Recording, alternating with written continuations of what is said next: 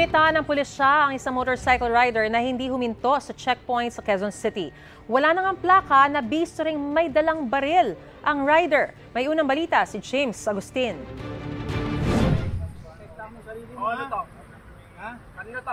Sa isang anti-crime checkpoint sa Quezon City, nabisto ng pulisya ang isang baril na nakatago sa bag na inilagay sa compartment ng motorsiklo. Ang baril kargado ng mga bala. Agad na inaresto ang lalaking motorcycle rider matapos hindi makapagpakita ng kaukulang dokumento. Ayon sa pulisya, hindi huminto sa checkpoint ang rider. Walang plate number yung motorcycle na sinakyan niya. Pinaproduce natin sa kanya yung ORCR.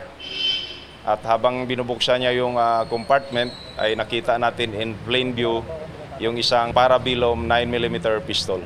Iniimbestigahan ngayon ng pulisya kung nagamit ba sa ibang krimen ang baril. Isinabmit natin ang confiscated firearms sa crime lab for ballistic examinations. May mga na-recover tayo dati na mga 9mm empty shell and slugs. So maaari itong mag-cross match doon sa baril na nakuha ng ating mga kapulisan. Nakakulong ngayon ang 36 anyos na rider sa Laloma Police Station. Hindi ko naman po alam na gano'n ang mangyayari na may baril sa bag na dala ko. Pero sa iyo yun? Yung bag po ang sa akin, pero yung baril, wala, nandun na po eh.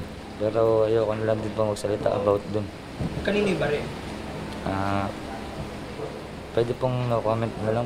Marap ang lalaki sa reklamong resistance and disobedience to a person in authority at paglabag sa Comprehensive Firearms and Ammunition Regulation Act. Ito ang unang balita. James Agustin para sa GMA Integrated News. Mga kapuso, para una ka sa mga balita, mag-subscribe sa GMA Integrated News sa YouTube. Sa mga kapuso abroad, subaybayan niyo po kami sa GMA Pinoy TV at sa www.gmanews.tv.